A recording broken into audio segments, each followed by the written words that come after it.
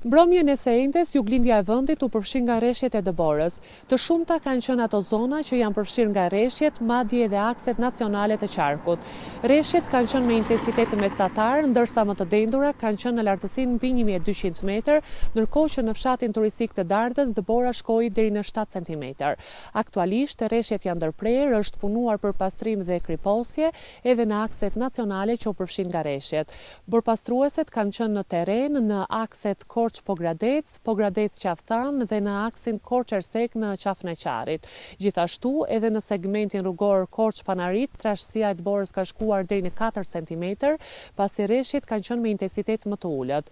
Edhe në rrugën Lekas-Voskopoj, Dëbora ka shkuar deri në 3 cm, por pavarësisht të rreshjeve, duhet thënë se të gjitha akset nacionale dhe rrugët dytësore të fshatrave janë të kalueshme dhe pa probleme.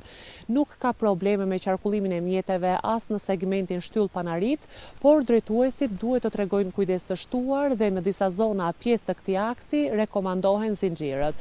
Gjatë natës ka pasur një rënje të ndjeshme të temperaturave, ndërkohë që gjatë ditës së sotme minimumi dhe maksimumi do luhaten nga -1 deri në 5 gradë Celsius.